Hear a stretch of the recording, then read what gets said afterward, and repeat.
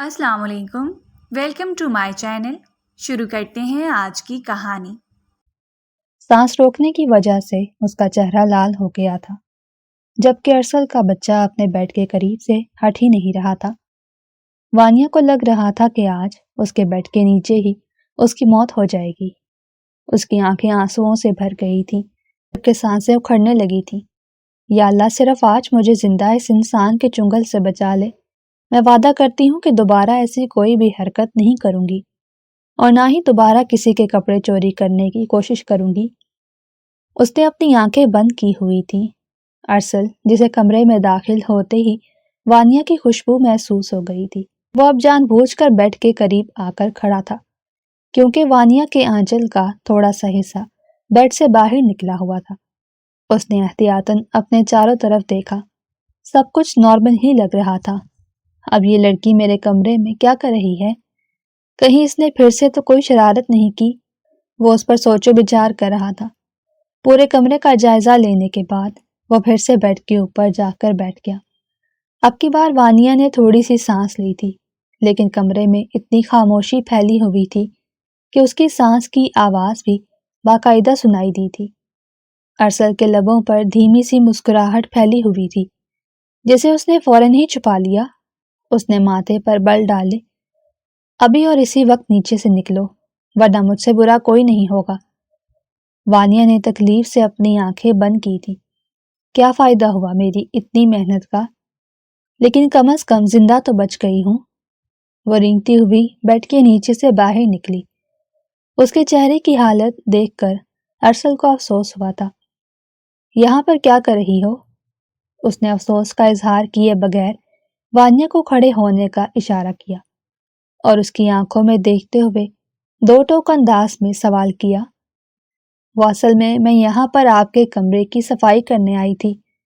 दादी जान ने मुझे कहा था कि अपने शोहर के कमरे की सफाई बीवी की सबसे बड़ी जिम्मेदारी है। उसने अपनी निगाहें झुकाई हुई थी और अपने हाथों को मुअद्दबाना अंदाज में बांधा हुआ था, यूं जैसे वो असेंबली में तलावत करने के लिए तैयार हो रही हो। बीवी की तो और भी बहुत सी जिम्मेदारियां हैं। क्या दादी जान ने तुम्हें उस बारे में नहीं बताया? वो मायनी खेज अंदाज में उसे घूरता हुआ बोला। ये सुनकर वो सटपटा गई। वो कोई छोटी बच्ची नहीं थी जो उसकी बातों के पीछे छुपे हुए मतलब को ना समझ सकती, मगर वो जानबूझकर अनजान जरूर बन सकती थी। अभी भी वो उल्लू की तरह दाएं बाएं आंखें घुमाने लगी। अच्छा, अगर तुम यहाँ पर सफाई करने आई थी तो बेड के नीचे क्या जाले साफ कर रही थी?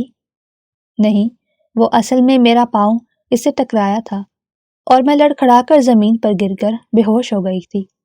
फिर न जाने मैं कैसे बेड के नीचे पहुंची, मुझे कुछ भी याद नहीं। उसने आंखें मासूमियत से टमटमाते हुए झूठ बोला था। अरसल का तो दिल कर रहा था कि वो उसको उठाकर खिड़की से बाहर फेंक दे। क्या अब मैं यहाँ से जा सकती हूँ? मुझे पहले बताओ कि तुमने कौन सी गड़बड़ की है जिसे छुपाने के लिए अब तुम यहाँ से फरार तलाश कर रही हो। वो उसकी रग रग से वाकिफ था। इतना तो उसे यकीन था कि मोहतरमा कोई भी कारनामा सरअंजाम दिए बगैर इस कमरे से बाहर नहीं निकलेगी। इसलिए बराह रास्त मोहतरमा से ही पूछने का इरादा किया। मैंने आपको बताया भी है कि मैं यहाँ पर सफाई करने आई थी। अरसल ने उसे हाथ उठाकर खामोश होने का इशारा किया। जैसे ही उसने बेड के नीचे झांका, वहां पर उसकी 5 शर्ट्स पड़ी हुई थी, जो उसने कुछ दिन पहले ही ब्रांड से ली थी। अभी तक उसने उन शर्ट्स को एक बार भी नहीं पहना था। 2 दिन पहले भी मोहतरमा उसके पास उसकी शर्ट्स मांगने के लिए आई थी, मगर अरसल ने साफ इनकार कर दिया था। वो उसकी टॉम बॉय वाले हुलिये से बहुत ज्यादा तंग था।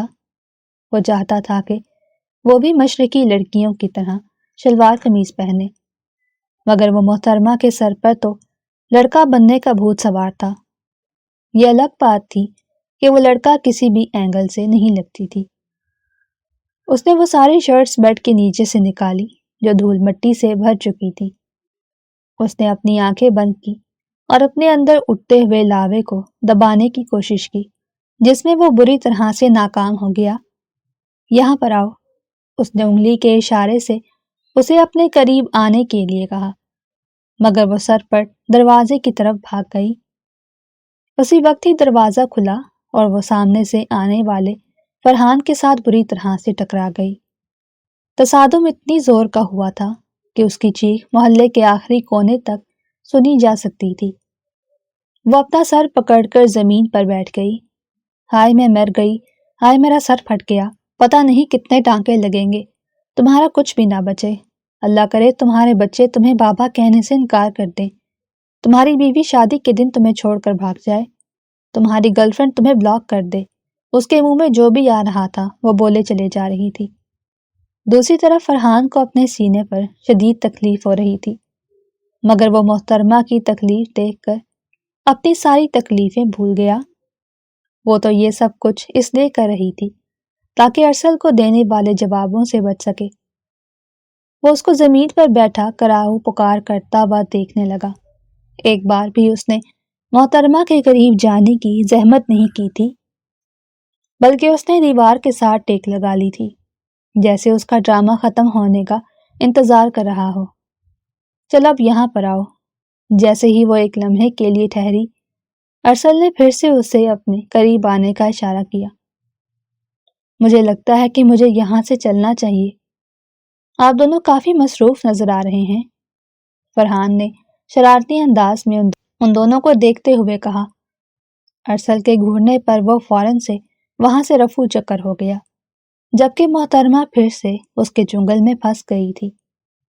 جیسے ہی وہ اس کے قریب پہنچی، ارسل نے اس کی بازو کو پکڑ کر اسے زور سے دیوار کے ساتھ پن کر دیا اور اس کے کانوں میں جھکتا ہوا خونخوار لہجے میں بولا، میں نے تمہیں کیا سمجھایا تھا؟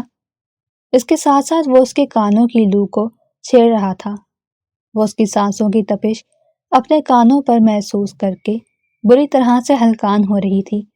آج سے پہلے وہ کبھی بھی اس کے اتنے قریب نہیں آیا تھا۔ وہ میں آپ کو بتاتی ہوں۔ اس نے کسمسانے کی کوشش کی، مگر ارسل نے اپنی گرفت مزید مضبوط کر لی تھی۔ اب وہ اس کے شکنجے میں پھنس چکی تھی۔ فرار کے سارے راستے بند ہو چکے تھے۔ اس کا چہرہ لال ٹماٹر بن گیا تھا۔ ارسل اس کے بدلتے ہوئے تاثرات کو دیکھ کر محظوظ ہو رہا تھا، جبکہ اس کی جان نکلنے والی تھی۔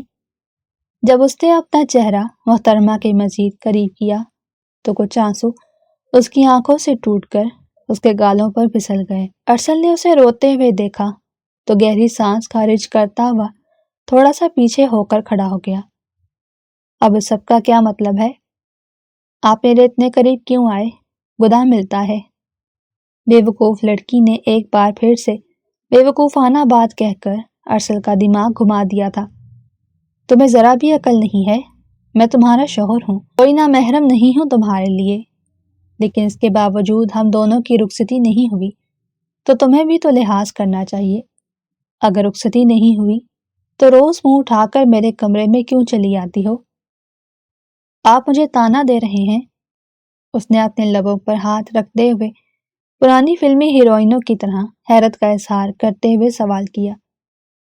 فی الحال تو میں تمہیں سزا دوں گا، اور ایسی سزا دوں گا اس کے بعد تم کبھی بھی دوبارہ اس طرح کا کارنامہ سر انجام دینے کے قابل نہیں رہو گی۔ جاؤ، بالکنی میں جا کر کھڑی ہو جاؤ، اور ہاں، باہر سے دروازہ بھی بند کر لو۔ جب تک میں نہ کہوں تب تک اندر قدم نہیں رکھنا۔ باہر بہت سردی ہے۔ وہ ہولے سے منمنائی۔ تو پھر ٹھیک ہے، میرے پاس ہی رہو، مجھے بہت نیند آ رہی ہے، سوچ رہا ہوں کہ تمہیں تکیہ بنا کر۔ باقی کے الفاظ اس کے منہ میں ہی رہ گئے۔ وہ بھاگتی ہوئی بالکنی میں جا کر کھڑی ہو گئی۔ توبہ توبہ، کس قدر بے شرم انسان ہے یہ۔ اس کو تو اپنی بیوی سے بات کرنے کی بھی ذرا بھی تمیز نہیں ہے۔ کل دادی جان کو جا کر میں اس کی شکایت لگاتی ہوں، ان کو بتاتی ہوں کہ میرے ساتھ فری ہونے کی کوشش کر رہا تھا۔ وہ بالکنی میں کھڑی تھی، لیکن اس کی زبان مسلسل چل رہی تھی۔ وہ اس کے ہلتے ہوئے لبوں کو دیکھ کر محظوظ ہو رہا تھا۔ اطمینان سے صوفے کے ساتھ ٹیک لگا کر بیٹھ گیا۔ بیٹھنے سے پہلے اس نے دروازہ اندر سے بھی بند کر دیا، کیونکہ محترمہ کا کچھ پتہ نہیں تھا۔ پچھلی بار کی طرح اس بار بھی وہ بھاگنے کی کوشش کرتی۔ وہاں پر بیٹھے بیٹھے کب ارسل کی آنکھ لگی اسے اندازہ ہی نہ ہو سکا۔ محترمہ کو باہر کھڑے تقریباً 2 گھنٹے ہو چکے تھے۔ اس کے پاس موبائل بھی نہیں تھا۔ وہ چیخ چیخ کر سب حویلی والوں کو بھی پکار چکی تھی، لیکن سب اپنے کمروں میں بند تھے۔ رات 12 بجے کا وقت تھا۔ ہر کوئی خواب خرگوش کے مزے لے رہا تھا۔ گیٹ کے پاس جو چوکیدار کھڑا تھا آج وہ بھی گہری نیند کی وادیوں میں تھا۔ نہ جانے کون سے ایسے خواب دیکھ رہا تھا کہ اسے محترمہ کی آواز ہی سنائی نہیں دے رہی تھی۔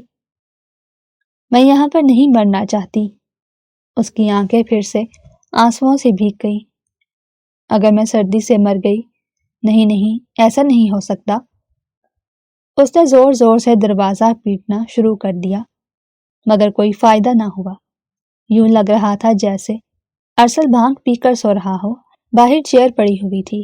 محترمہ نے سوچا کہ وہ چیئر اٹھا کر دروازہ توڑ ڈالے۔ اس نے یہ بھی کوشش کی تھی، مگر اس میں بھی ناکام ہو گئی۔ نہ جانے وہ دروازہ کس چیز سے بنا تھا۔ لگ تو شیشے کا رہا تھا، لیکن مٹیریل فولادی معلوم ہو رہا تھا۔ کافی دیر کے بعد ارسل نے کروٹ بدلی تو وہ زمین پر گرتے گرتے بچا۔ اس نے بے اختیار اپنی آنکھیں مسلی تو گھڑی پر ایک نظر ڈالی تو 3 بج رہے تھے۔ دوسری نظر اس نے دروازے کے پار ڈالی، جہاں پر وہ محترمہ اسے چیئر پر سکڑی بیٹھی نظر آ رہی تھی۔ شٹ! وہ تیزی سے بھاگتا ہوا باہر گیا۔ اس نے دروازہ کھول دیا۔ میں مرنا نہیں چاہتی، میں یہاں پر مرنا نہیں چاہتی۔ وہ مسلسل ایک ہی بات کہہ رہی تھی۔ ارسل نے جب یہ سنا تو اسے واقعی میں افسوس ہوا۔ سزا کے چکر میں معاملات کچھ زیادہ ہی خراب ہو گئے تھے۔ اس نے چھوٹے بچوں کی طرح اسے اپنی گود میں اٹھایا اور چلتا ہوا کمرے میں لے گیا۔ احتیاط سے اسے بیڈ پر لٹایا۔ جیسے ہی اسے نرم گرم کمبل ملا، اس نے فوراً ہی کمبل اپنے اوپر کھینچ لیا اور کمبل کے اندر دبک گئی، مگر اس کے باوجود بھی اس کے وجود پر کپکپی طاری تھی۔ اس کی سردی کم ہونے کا نام ہی نہیں لے رہی تھی۔ ارسل نے کافی دیر تک اس کے کانپتے ہوئے وجود کو دیکھا اور پھر اس کو اپنی گرفت میں لے لیا۔ آئی ایم سوری، وہ ہلکا سا اس کے کانوں میں جھکتا ہوا بولا۔ اللہ کرے کہ ارسل صاحب ساری زندگی کے لیے کنوارے رہ جائیں۔ اللہ کرے ان کی شادی میری جیسی لڑکی سے نہ ہو، بلکہ اس کو افریقن عورت ملے۔ یہ سننے کی دیر تھی۔ ارسل نے فوراً ہی اسے خود سے دور کیا۔ وہ بیچاری بیڈ سے نیچے جا گری۔ اس کا سر زور سے زمین کے ساتھ جا کر لگا۔ اس کی سردی بھی اب کافی حد تک کم ہو گئی تھی۔ اسی وجہ سے اس کی زبان بھی چل رہی تھی۔ یہ کیا بدتمیزی ہے؟ اس نے اپنی لال ہوتی ہوئی آنکھوں سے ارسل کو دیکھتے ہوئے کہا، ابھی اور اسی وقت میرے کمرے سے نکلو، ورنہ مجھ سے برا کوئی نہیں ہوگا۔ پہلے تو میں نے تمہیں صرف 3 گھنٹوں کے لیے بند کیا تھا۔ اب اگر تم نے میرے کمرے میں میری اجازت کے بغیر داخل ہونے کی کوشش کی تو اگلے 8 گھنٹوں کے لیے باہر کھڑا کر دوں گا۔ یہ سننے کی دیر تھی۔ وہ سر پر باہر کی طرف بھاگی۔ اپنے کمرے کے دروازے کے قریب پہنچ کر اس نے گہرے گہرے سانس لیے اور پھر دھڑام سے دروازہ کھول کر اندر داخل ہو گئی۔ اللہ کرے یہ انسان اس بار اپنے پروجیکٹ میں فیل ہو جائے۔ دروازہ زور سے کھولنے کی وجہ سے اس کی باقی کزنیں اٹھ گئی تھیں، مگر اسے ان کی پرواہ ہی کہاں تھی۔ وہ آرام سے اپنے بیڈ پر جا کر لیٹی اور آنکھیں موند لی۔ نظروں کے سامنے ایک بار پھر سے ارسل کا چہرہ گھوما۔ اس نے بے اختیار برا سا منہ بنایا۔ نیند اس کی آنکھوں سے کوسوں دور تھی۔ ارسل کا لمس ابھی بھی اسے اپنی کمر پر اور اپنے وجود پر محسوس ہو رہا تھا۔ اس کے گال بار بار شرم کے مارے دہک رہے تھے۔ مجھے اتنی شرم کیوں آ رہی ہے؟ میں تو اس انسان کو پسند بھی نہیں کرتی ہوں۔ مجھے تو اس سے شادی ہی نہیں کرنی ہے۔ یہ نکاح تو میں نے صرف دادا جان کے کہنے پر کیا ہے۔ جیسے ہی تھوڑا سا وقت گزرے گا میں اسے طلاق لے لوں گی۔ بس ایک بار میں طلاق کروانے والی وکیل بن جاؤں، پھر یہ دنیا دیکھے میں کرتی کیا ہوں۔ وہ وہیں پر لیٹے لیٹے خیالی پلاؤ بنانے میں مصروف ہو گئی، اس بات سے مکمل طور پر انجان کہ شادی اس کے سر پر آ چکی تھی، اور جو کچھ اس کے ساتھ شادی کے بعد ہونے والا تھا وہ بھی زیادہ دور نہیں تھا۔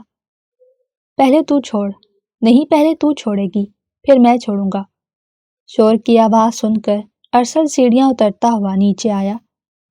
صبح تقریباً 8 بجے کا وقت تھا اور حویلی میں شور و گل مچا ہوا تھا۔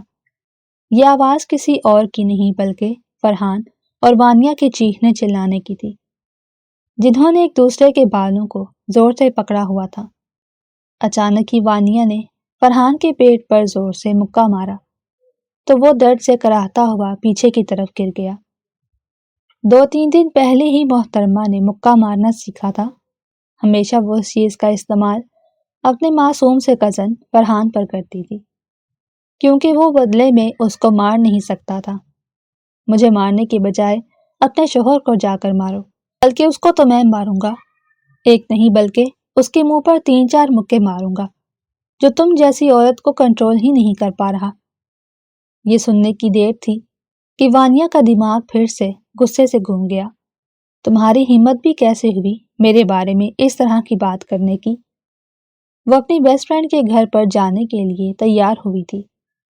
فرحان نے اس کے ساتھ شرارت کی تو اس نے فرحان کے کندھے پر تھپڑ مارا تھا۔ فرحان نے بدلے میں اسے تھپڑ مارا تو اس نے 2-4 چانٹے فرحان کے سر پر مارے۔ فرحان نے بدلہ لیا تو اس نے فرحان کے بال کھینچ لیے، بدلے میں فرحان نے بھی اس کے بال پکڑ لیے تھے۔ وہ جو پہلے ہیئر سٹائل بنا کر آئی تھی، اب اس کے بال دیکھ کر یوں معلوم ہو رہا تھا جیسے ان میں بم پھٹا ہو۔ ارسل ان دونوں کی حالت دیکھ کر دنگ رہ گیا۔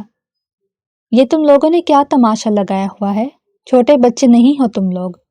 دیکھیں یہ میرے بارے میں کس طرح کی باتیں کر رہا ہے، آج تو میں اس کو جان سے مار دوں گی۔ وانیہ نے باقاعدہ اس کا گلا پکڑ لیا۔ ارسل نے اس کو بازوؤں سے پکڑ کر دور دھکیلا۔ بے وقوفانہ حرکتیں نہ کیا کرو تم کوئی چھوٹی بچی نہیں ہو، آپ یہ بات اس کو بھی سمجھا سکتے ہیں۔ مجھے اپنی دوست کے گھر جانا تھا اور دیکھیں میری کیا حالت ہو گئی ہے۔ جب میں نے تمہیں کہا تھا کہ تم اس گھر سے ایک قدم بھی باہر نہیں نکالو گی تو کیا سوچ کر تم اپنی دوست کے گھر جا رہی تھی؟ کیا تم اسے چھپ کر جا رہی تھی؟ یہ سن کر فرحان کے لبوں پر ایک بہت ہی پیاری سی مسکراہٹ پھیل گئی۔ دیکھا بھائی، میں آپ کو بتاتا بھی تھا کہ یہ آپ کی کوئی بھی بات نہیں مانتی۔ ہاں تو میں کیوں مانوں ان کی بات؟ میں ان کی نوکرانی نہیں ہوں، اور ویسے بھی ابھی صرف ہم دونوں کا نکاح ہوا ہے، شادی نہیں ہوئی۔ پھر سے کہنا، کیا کہا تم نے؟ لگتا ہے کہ تم بیسمنٹ والی سزا بھول گئی ہو۔ یہ سن کر اس نے خوف سے تھوک نکلا۔ وہ میں تو بس ویسے ہی مذاق کر رہی تھی۔ دادی جان وہاں پر آئیں تو وہ بھاگتی ہوئی ان کے پاس چلی گئی۔ ان کا دوپٹہ پکڑ کر اپنے آنسو صاف کرنے لگی۔ کاجل اس کے چہرے پر پھیل گیا تھا اور اس کی حالت ایسی ہو گئی تھی کہ وہ ڈراؤنی فلموں کی چڑیل معلوم ہو رہی تھی۔ دادی بھی اس کو چپ کروا کر تھک چکی تھی، مگر محترمہ کا ڈرامہ ختم ہی نہیں ہو رہا تھا۔ جب فرحان نے اس کے سامنے ہاتھ جوڑ کر اسے معافی مانگی تو اس کے دل کو تھوڑا سا قرار ملا۔ اس کو بھی تو ڈانٹے۔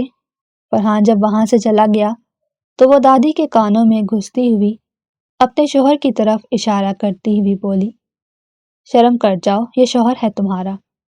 اسی بات کا تو دکھ ہے مجھے، اور یہ دکھ ساری زندگی رہے گا۔ لیکن آپ فکر نہ کریں، بس ایک بار میں وکیل بن جاؤں۔ اس کے سر پر جو وکیل بننے کا بھوت سوار تھا، اس کے پیچھے ریزن بھی سب حویلی والوں کو ہی پتا تھی، اور وہ اس کی بے وقوفی پر مسکرانے کی بجائے اور کچھ بھی نہیں کر سکتے تھے۔ اس رات بھی وہ اپنے کمرے میں بیٹھی اپنے پیپرز کے نمبر گن رہی تھی۔ پاس تو میں ہو ہی جاؤں گی۔ آخرکار وہ اس نتیجے پر پہنچ گئی تھی۔ پھر اس کے بعد تھوڑے سے پیسے دے کر کسی اچھے سے لا کالج میں ایڈمیشن لے لوں گی۔ ادھر محترمہ کا ایڈمیشن ہوا تھا اور ادھر دادی جان کو اس کی شادی کی فکر ہونے لگی تھی۔ ارے تجھے آج کل کی لڑکیوں کا کیا پتا، یہ بہت ہی بے وقوف اور نادان ہوتی ہیں۔ باہر کے کسی لڑکے نے اسے اپنی جال میں پھنسا لیا تو یہ تو ویسے بھی ارسل کے خلاف ہے۔ دادی اپنی بہو کے پاس بیٹھی ان سے اپنی پوتی کے بارے میں فکر مندی کا اظہار کر رہی تھی، جبکہ پوتی تھوڑے ہی فاصلے پر بیڈمنٹن کھیل رہی تھی۔ ارے دادی جان، آپ فکر مت کریں، جو زنجیر آپ نے میرے قدموں میں ڈالی ہے اس کے بعد مجھے نہیں لگتا کہ میں کسی اور کی طرف دیکھنے کے قابل رہوں گی۔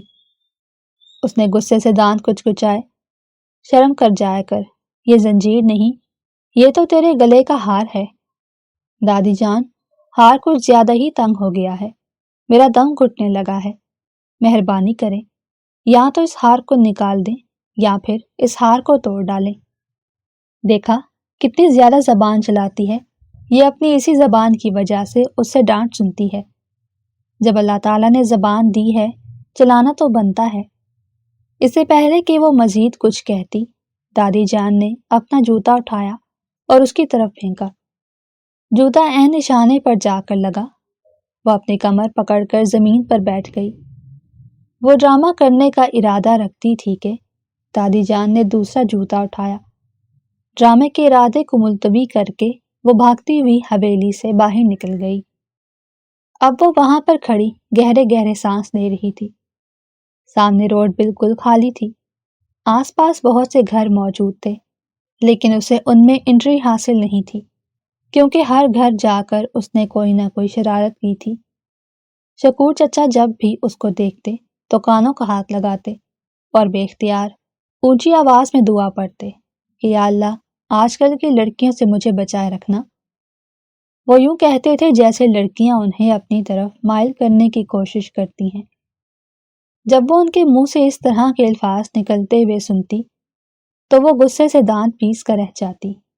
کیا کروں سمجھ نہیں آ رہا۔ وہ وہیں روڈ پر ہی چہل قدمی کرنے لگی۔ پھر اس کے ذہن میں سائیکل کا خیال آیا۔ 2 دن پہلے ہی نور مارکیٹ سے سائیکل لائے تھے، کیونکہ اس کی یونیورسٹی میں سائیکل کمپٹیشن تھا۔ نور نے اس میں حصہ لیا تھا۔ یہ الگ بات تھی کہ اسے نہ تو سائیکل چلانی آتی تھی اور نہ ہی اس میں اتنا سٹیمنا تھا کہ وہ کمپٹیشن جیت سکتی، لیکن پھر بھی اس میں ایک بہت بڑا کیڑا تھا جس کی وجہ سے وہ مجبور ہو گئی۔ محترمہ وانیہ صاحبہ اب سائیکل مانگنے کے لیے اپنی چچی جان کی بیٹی کے سامنے کھڑی تھی۔ یار نور، میں نے تیرے لیے کیا کچھ نہیں کیا، یہ تو مجھے یاد نہ کروا تو تیرے لیے بہتر ہی رہے گا۔ جو کچھ تو نے میرے ساتھ کیا ہے، اللہ کی قسم اٹھا کر کہتی ہوں کہ میں آج تک نہیں بھول پائی اور نہ ہی کبھی بھول پاؤں گی۔ تیری وجہ سے میں اپنے ابا کے ہاتھوں ذلیل ہوئی ہوں۔ اماں نے مجھے گھر سے نکالنے کی دھمکیاں دی ہیں، بھائی جان نے مجھے جوتے سے مارا ہے۔ نور نے اسے وہ ساری باتیں یاد کروائیں جسے سن کر وہ کھسیانی سی ہنسی ہنس رہی تھی۔ یار وہ تو ہم سب کزنز مل کر کرتے تھے، اور ویسے بھی بڑے بڑے شہروں میں چھوٹی چھوٹی باتیں ہوتی رہتی ہیں، صرف تھوڑی ہی دیر کا سوال ہے۔ میں ذرا سا تیری سائیکل پر گھوموں گی اور پھر تجھے واپس کر دوں گی۔ مہربانی، میں تجھے اپنی سائیکل نہیں دوں گی، میں تجھے اس کا ایک پرزہ بھی نہیں دوں گی۔ تو پھر ٹھیک ہے، میں تیرے بھائی کو جا کر بتا رہی ہوں کہ تیرے بھائی کے دوست کے ساتھ چکر چل رہا ہے۔ کیا سوچے گا وہ جب انہیں یہ پتا چلے گا کہ گھر کے اندر ہی ایک ناگن موجود ہے؟ باقی کے الفاظ اس کے منہ میں ہی رہ گئے۔ نور نے بے اختیار اس کے لبوں پر ہاتھ رکھ دیا۔ تم پاگل تو نہیں ہو گئی؟ اور تمہیں اس بارے میں کیسے پتا چلا؟ میری آنکھوں سے کوئی بھی چیز چھپی نہیں رہتی۔ اس بارے میں نے تجھے پہلے ہی بتایا تھا۔ یہ الگ بات ہے کہ تم مجھے اپنی زندگی کی چیزوں کے بارے میں نہیں بتاتی، لیکن پھر بھی مجھے پتہ چل جاتا ہے۔ چلو اب جلدی سے مجھے سائیکل دو۔ تم جا کر اپنے شوہر کی گاڑی کیوں نہیں لیتی ہو؟ آخر میری سائیکل چلا کر تمہیں کیا مل جائے گا؟ یہ تمہارا مسئلہ نہیں ہے، اس کی گاڑی تو میں گھومنے کے لیے لے کر جاؤں گی۔ وانیہ نے اپنے دانتوں کی نمائش کی اور پھر وہ نور کی سائیکل لے کر روڈ پر آ گئی۔ آگے جا کر سائیکل کی بریک فیل ہو گئی اور وہ ڈھلوان دار روڈ تھی۔ نور کی چیخوں کی آواز اب سارے محلے میں گونج رہی تھی، لیکن کسی نے بھی باہر نکل کر اس کی مدد کرنے کی زحمت نہیں کی۔ اور پھر آخر کار جب نور زمین پر گری تو ان کی حالت دیکھ کر فرحان کی آنکھیں پھیل گئی۔ یہ تم نے کیا کیا ہے؟ وہ بہت ہی بری حالت میں روڈ پر گری ہوئی تھی۔ کمینے انسان، میری مدد کرو، مجھے یہاں سے اٹھاؤ، میری بازو نہیں ہل رہی، مجھے لگتا ہے کہ میری بازو ٹوٹ گئی ہے۔ شکر الحمدللہ، کیا تھا کہ اگر تمہاری زبان بھی ٹوٹ جاتی۔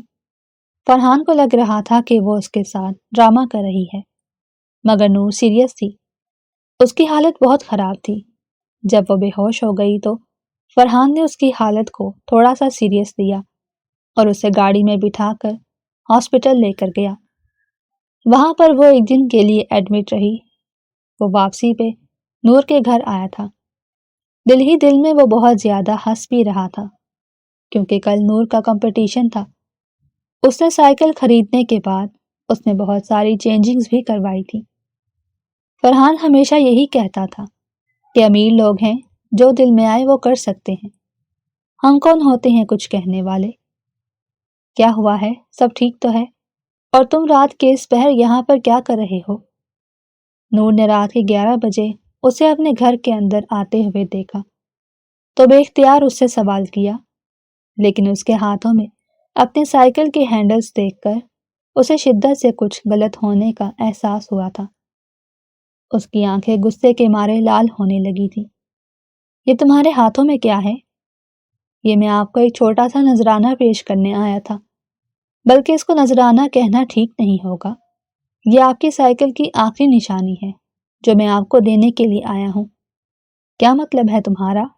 میری سائیکل کہاں پر ہے؟ وہ مسئلہ یہ ہے کہ ہماری کزن صاحبہ کا بہت ہی برا ایکسیڈنٹ ہوا ہے، ان کی بازو ٹوٹ گئی ہے اور سائیکل کی حالت ایسی ہے کہ میں وہ آپ کو دکھا نہیں سکتا اور نہ ہی بیان کرنے کے لیے میرے پاس الفاظ موجود ہیں، کیونکہ میں جانتا ہوں کہ جب آپ سنیں گی تو آپ کے لیے اپنے اوپر کنٹرول رکھنا بہت مشکل ہو جائے گا، آنسو بہنا شروع ہو جائیں گے۔ باقی کے الفاظ اس کے منہ میں ہی تھے۔ نور نے اونچی اونچی آواز میں رونا شروع کر دیا۔ میں اس کے دونوں بازو بلکہ میں اس کی ٹانگیں توڑ کر اسے ہمیشہ ہمیشہ کے لیے گھر بٹھا دوں گی۔ وہ آخر خود کو سمجھتی کیا ہے؟ جو دل میں آتا ہے وہ کرتی ہے۔ میری سائیکل برباد ہو گئی، اب میں کل کمپٹیشن میں حصہ کیسے لوں گی؟ ارے محترمہ، آپ کمپٹیشن میں حصہ ضرور انعام کے لیے لے رہی ہوں گی۔ آپ حکم کریں، جو بھی انعام آپ چاہتی ہیں وہ ہم آپ کے قدموں میں رکھ دیں گے۔ زیادہ فواد خان بننے کی کوشش نہ کرو، میں تم جیسے ٹھرکی لوگوں سے بہت اچھے طریقے سے واقف ہوں۔ جب باہر بات نہیں بن رہی تو آ کر مجھ پر لائن مارنے لگے ہو۔ دوبارہ اگر تم نے مجھے باجی نہ کہا تو میں تمہارا منہ توڑ دوں گی، بلکہ تمہارے ابا کو جا کر تمہاری شکایت لگاؤں گی۔ اب دفع ہو جاؤ یہاں سے، اپنی شکل گم کرو۔ وہ بہت زیادہ تپی ہوئی تھی، اس لیے اس نے فرحان کو بھی باتیں سنا دی۔ او ہیلو محترمہ، مجھے بھی کوئی شوق نہیں ہے تم پر لائن مارنے کا اور نہ ہی تمہارے ساتھ فلرٹ کرنے کا۔ ویسے بھی تم میری ماں کی عمر کی ہو، تم مجھ سے پورے 2 دن بڑی ہو۔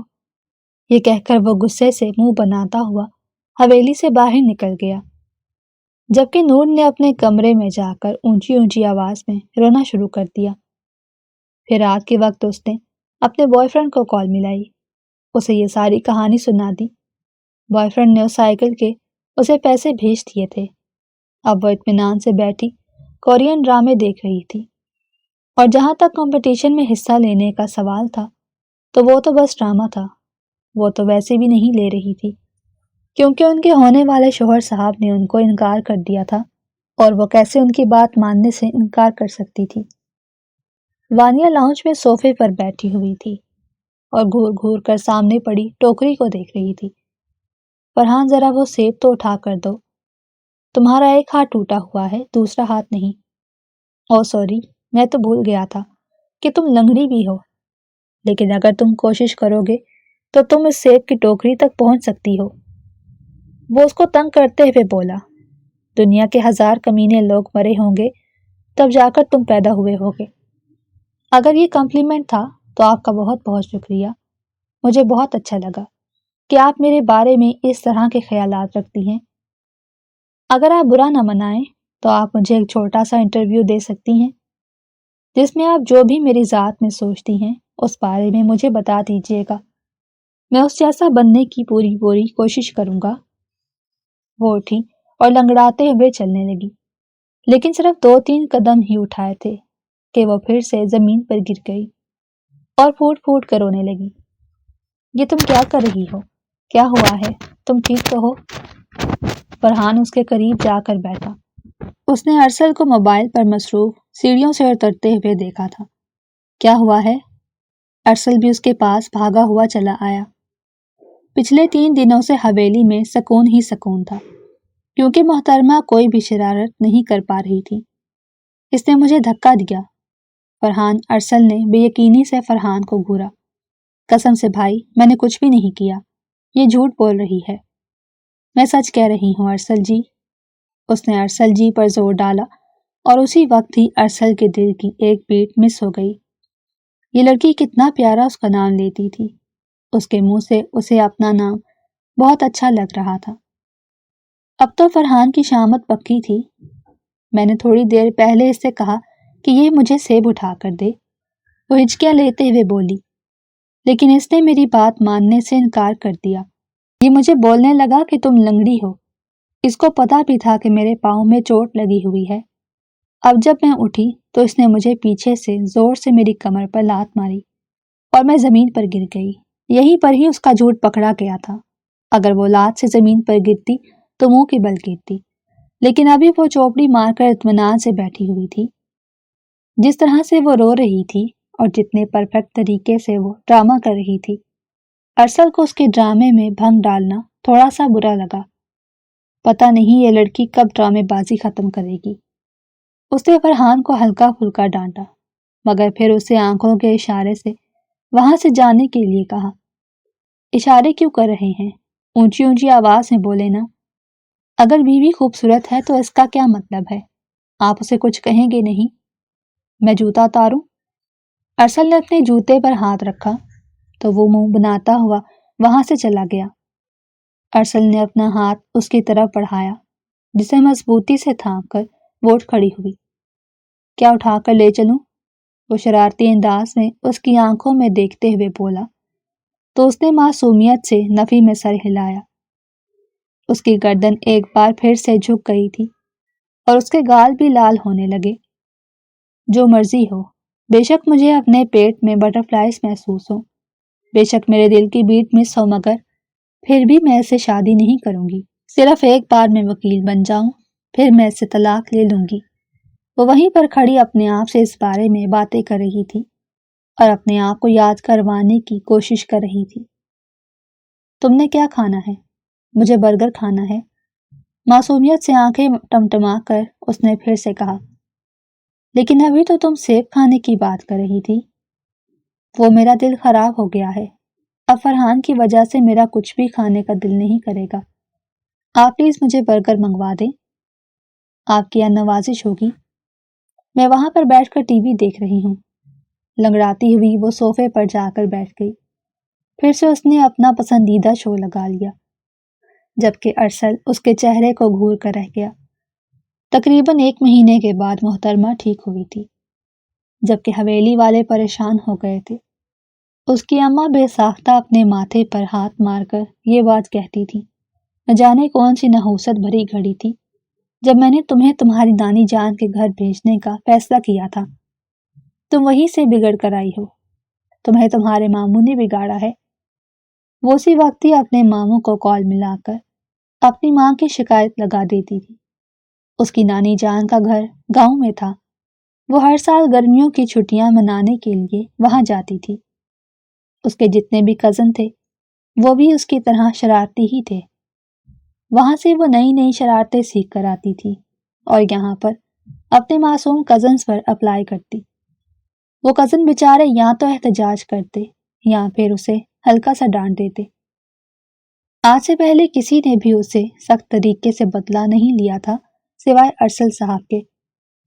پہلے تو وہ بھی اتنا زیادہ انٹرسٹ شو نہیں کرتا تھا، لیکن جب سے ان دونوں کا نکاح ہوا تھا تب سے تو ارسل صاحب کے رنگ ڈھنگ ہی بدل گئے تھے۔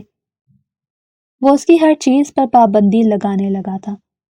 وہ جو بھی کام کرتی اس میں کیڑے نکالتا، اور وہ اکثر ہی کہتی تھی کہ اس طرح کے ٹاکسک لوگوں سے مجھے شدید نفرت ہے۔ ٹھیک ہونے کے فوراً بعد ہی اس نے اپنی سہیلیوں کے ساتھ باربیکیو کا پلان رکھا تھا۔ اور یہ پلان اس کی دوست کے گھر پر رکھا گیا تھا۔ اس نے اپنی سہیلیوں کو تسلی دی تھی کہ تم لوگ فکر مت کرو، میں گاڑی لے کر آ جاؤں گی۔ اور یہ گاڑی کسی اور کی نہیں بلکہ ارسل صاحب کی تھی۔ اس نے بڑی مشکل سے ارسل کے کمرے سے چابی چرائی۔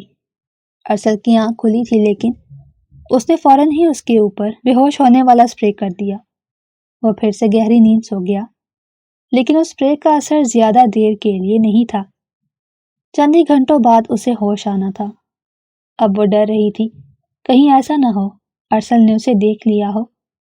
اگر یہ ممکن ہو جاتا تو وہ اٹھنے سے پہلے سب سے پہلے اسی کو تلاش کرتا۔ اس طرح کی خطرناک چیزیں اس کے پاس ہر وقت ہی موجود رہتی تھی۔ اس کے بیگ میں پیپر سپرے بھی تھا جو ایک بار اس نے بیچارے عام سے لڑکے پر کر دیا تھا۔ وہ اس دن کالج سے لیٹ ہو گئی تھی اور بس سٹاپ پر جا کر کھڑی ہوئی تھی۔ وہ لڑکا گلگت سے آیا تھا اور یہاں پر نیا تھا، اسے راستوں کے بارے میں پتہ نہیں تھا۔ وہ صرف اس سے یہ پوچھنا چاہتا تھا کہ مجھے بتا دیں ٹمز ہاسپٹل کہاں ہے۔ وہ بار بار اس کے چہرے کی طرف دیکھ رہا تھا اور الفاظ ڈھونڈنے کی کوشش کر رہا تھا کیونکہ اس کی اردو بھی بہت کمزور تھی اور انگلش نے تو دور دور تک اسے ہاتھ نہیں لگایا تھا۔ وانیا کو لگ رہا تھا کہ وہ اسے ڈرا رہا ہے اور اس کو ہراساں کرنے کی کوشش کر رہا ہے کیونکہ محترم کے دیکھنے کا انداز بھی تھوڑا سا عجیب و غریب تھا۔ وہ کچھ اور سمجھ رہی تھی اور وہ لڑکا کچھ اور سمجھ رہا تھا۔ جیسے ہی وہ اس کے قریب جا کر کھڑا ہوا، وانیا نے مرچوں کا اسپرے اس کی آنکھوں پر کر دیا۔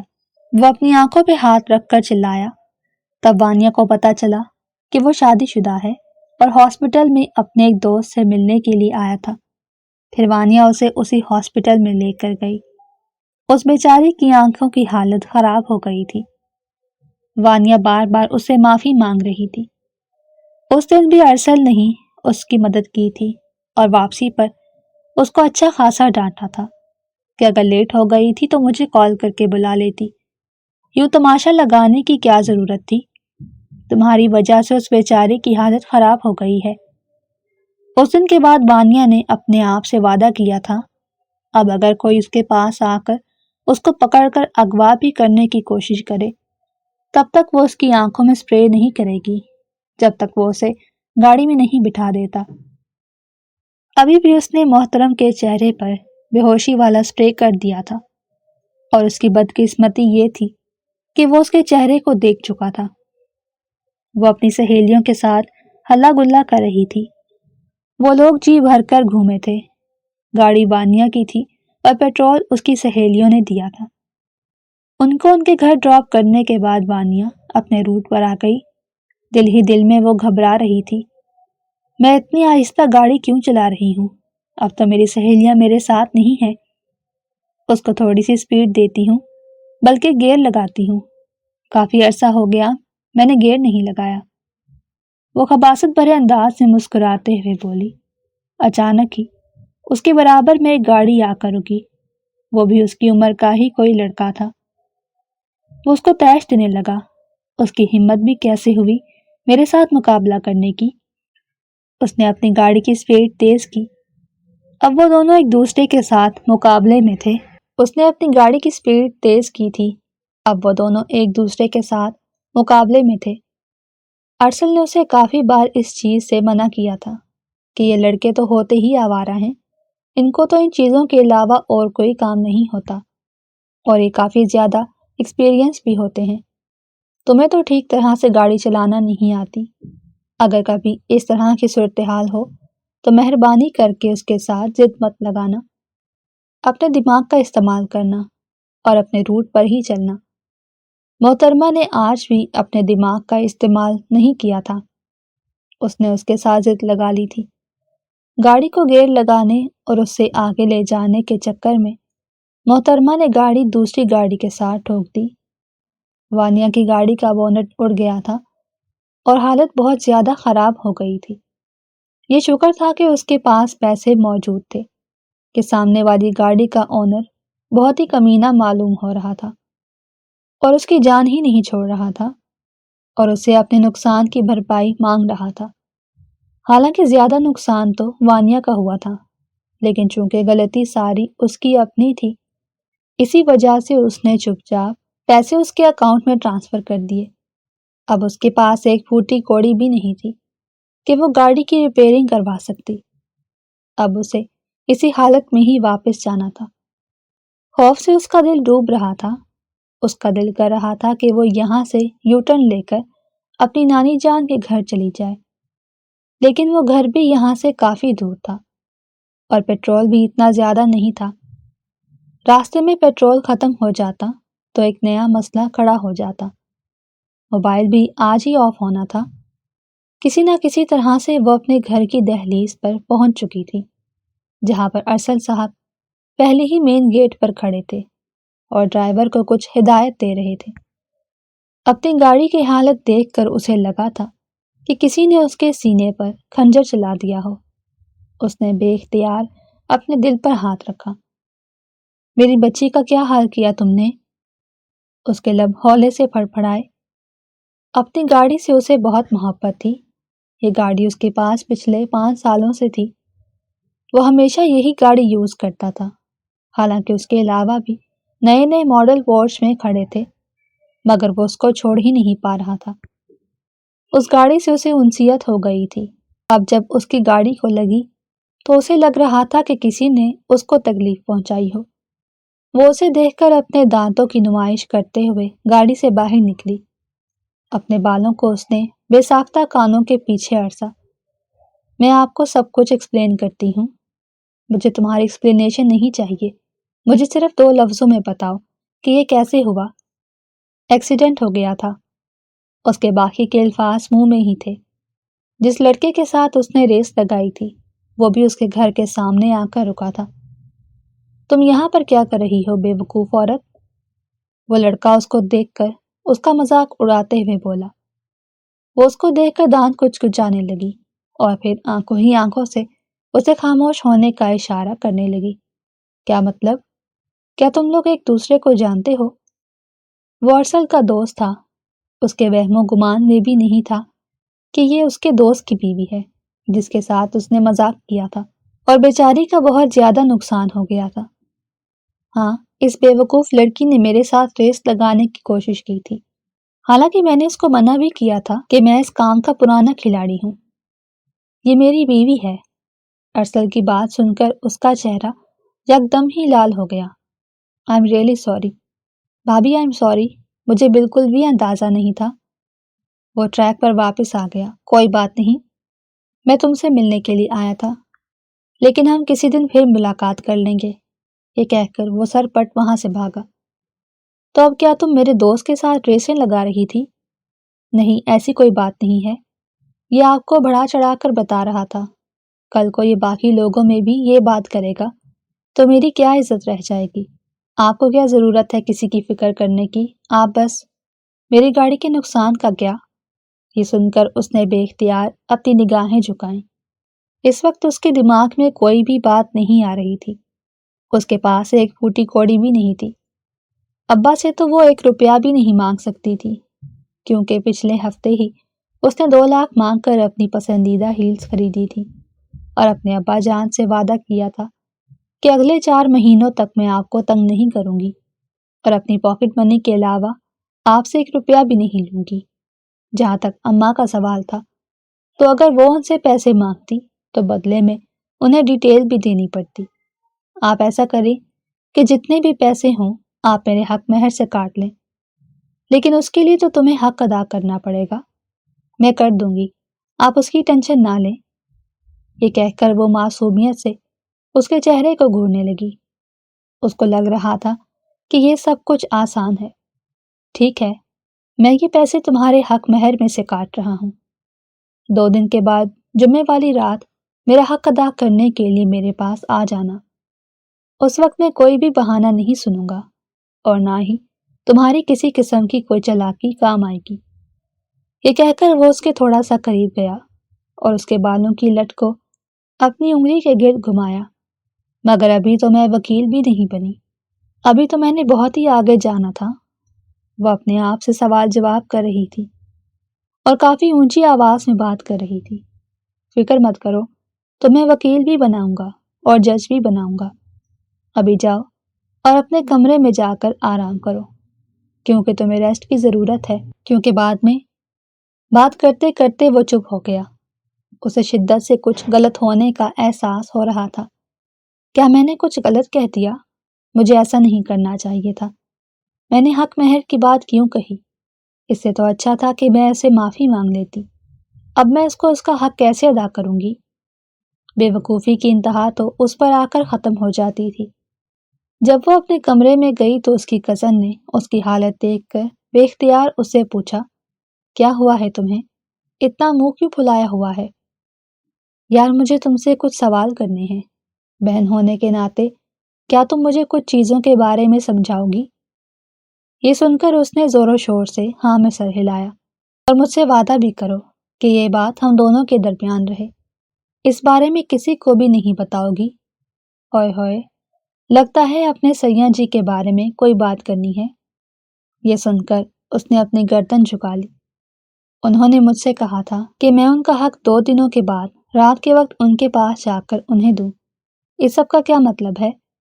وہ مضبوطی سے اپنی کزن کا ہاتھ پکڑتی ہوئی اس کی آنکھوں میں دیکھتے ہوئے ہچکچاتے ہوئے لہجے میں بولی، تم میرے ساتھ مذاق کر رہی ہو نا؟ کیا تمہیں واقعی میں نہیں پتا کہ اس کا کیا مطلب ہے؟ اس نے حیرت سے اپنی آنکھیں پھیلائیں۔ میں سچ کہہ رہی ہوں، مجھے واقعی میں اس بارے میں کچھ نہیں پتا، کیونکہ شوہر کا صرف ایک ہی حق ہوتا ہے جو ہم شادی کے بعد ادا کرتے ہیں، تو وہ شادی کی ہی بات کر رہا ہے۔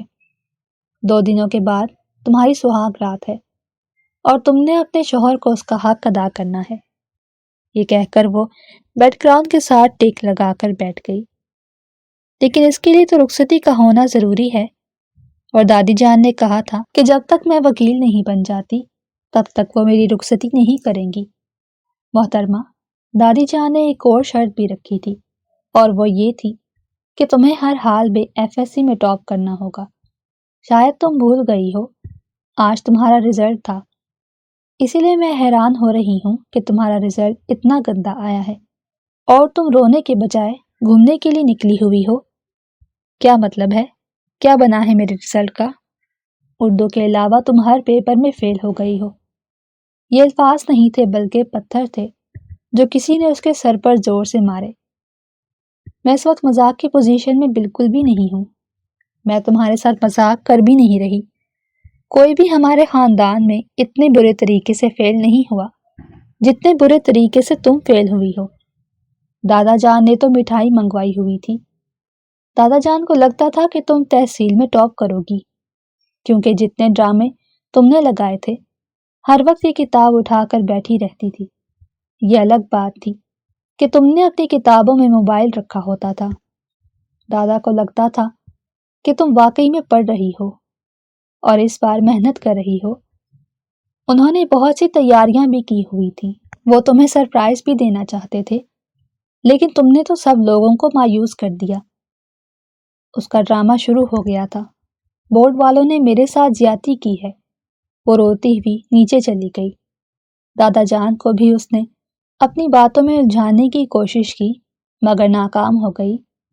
دادا جان نے ایک ہی رٹ لگائی ہوئی تھی کہ اب میں تمہاری شادی کروں گا، میں تم پر 1 روپیہ بھی نہیں لگاؤں گا۔ اس کے ابا جان کا بھی یہی کہنا تھا، اماں جان کی بھی یہی سوچ تھی۔ وہ ان تینوں میں بری طرح سے پس رہی تھی۔ ارسل اگلے دن ناشتے کی ٹیبل پر گیا تو سامنے ہی طلاق کا نوٹس پڑا ہوا تھا۔ یہ دیکھ کر اس کے تن بدن میں آگ لگ گئی۔ اس لڑکی کو آج میرے ہاتھوں سے کوئی بھی نہیں بچا سکتا۔ اس کی اتنی ہمت! آخر وہ یہ نوٹس لائے کہاں سے؟ وہ نوٹس اٹھا کر اس کے کمرے میں چلا گیا۔ میں آپ کو بتا رہی ہوں کہ مجھ سے شادی کر کے آپ بہت زیادہ پچھتائیں گے۔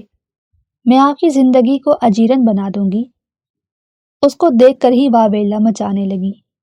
ارسل نے اس کی بازو کو دبوچا اور اپنے قریب کھینچتے ہوئے کہا، جو غلطی تم نے کی پچھتاؤ گی تو تم، اور اب اس کے بعد جو تمہارے ساتھ ہوگا اس کے لیے اپنے آپ کو ذہنی طور پر تیار کر لینا۔ یہ کہہ کر وہ اس کے گالوں کو تھپکتا ہوا وہاں سے چلا گیا۔ میری بات ابھی ختم نہیں ہوئی، مجھے آپ سے اور بھی باتیں کرنی ہیں، وہ چلاتے ہوئے بولی۔ مگر میری بات ختم ہو چکی ہے۔ باقی کی جو بھی باتیں ہوں گی وہ 2 دنوں کے بعد ہوں گی۔ اتنی جلدی کوئی رخصتی کیسے کروا سکتا ہے؟ میں نے تو اپنی مرضی سے شادی کرنی تھی۔ وہ واویلا مچانے لگی۔ اب اس کو ڈر بھی لگ رہا تھا۔ دادا جان نے اس کی یہ بات ماننے کا فیصلہ کیا تھا۔ شادی 1 ہفتہ لیٹ ہو گئی۔ اس نے اپنی مرضی کا حال چنا تھا، اپنی مرضی کا تھیم رکھا تھا اور فوٹوگرافر کی بھی خواہش کی تھی۔ وہ اس کی ساری خواہشیں پوری کر رہا تھا، لیکن فوٹوگرافی اسے تھوڑی سی عجیب لگ رہی تھی۔ وہاں پر بھی وہ کنفیوز ہو رہا تھا۔ جب وہ اس کے گالوں کو تپتا ہوا دیکھتی تو اس کے دل میں گدگدی ہونے لگتی۔ واہ، یہ انسان بھی شرماتا ہے۔ لیکن جب ان کے مووز تھوڑے سے قریب ہونے لگے تو اس کی حالت غیر ہونے لگی۔ تھوڑی دیر پہلے میرا مذاق بنا رہی تھی۔ محترمہ، آپ کا اپنے بارے میں کیا خیال ہے؟ وہ کافی حد تک کمفرٹیبل ہو گیا تھا۔ ان دونوں کا فوٹو شوٹ چل رہا تھا۔ ان دونوں نے ماتھا ایک دوسرے کے ساتھ جوڑا ہوا تھا۔ ان کے ناک بھی ایک دوسرے سے مس ہو رہے تھے۔ وہ اس کی کمر پر ہاتھ رکھے ہوئے اسی سے شرارتی انداز میں سوال کر رہا تھا۔ میں ایک مشرقی لڑکی ہوں اور مشرقی لڑکی ہونے کے ناطے شرم و حیا میرا زیور ہے۔ یہ سن کر اس نے اپنی گردن پیچھے کی طرف گرائی اور بے ساختہ اونچی اونچی آواز میں ہنسنے لگا۔ وہ بھی دھیمے سے مسکرا دی۔ فوٹوگرافر نے ان کی پک کھینچ لی۔ یہ پک سب سے بیسٹ تھی۔ وہ دونوں ایک مکمل کپل معلوم ہو رہے تھے۔ بعد میں جب سب کزنز نے ان کی تصویریں دیکھی تو انہوں نے اس پک کو ہی پرفیکٹ کہا۔ سارے معاملات سے فارغ ہونے کے بعد وہ رات کے وقت کمرے میں داخل ہوا۔ اس کے لبوں پر شرارتی سی مسکراہٹ پھیلی ہوئی تھی کہ وہ بھی اس کی نیت سے مکمل طور پر انجان تھی۔ اسی وجہ سے شرم سے لوٹ پوٹ ہو رہی تھی۔ اس کے ہاتھ پسینے سے بھیگے ہوئے تھے۔ پہلے محترم نے اس کے ہاتھوں کو اپنے ہاتھوں میں لیا تو اس نے ایک گہری سانس خارج کی۔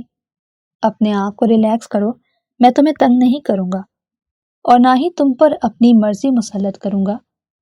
تم میری بیوی ہو، میری ملازمہ یا میری کنیز نہیں، اور نہ ہی مجھے تم پر حکم چلا کر خوشی محسوس ہوتی ہے۔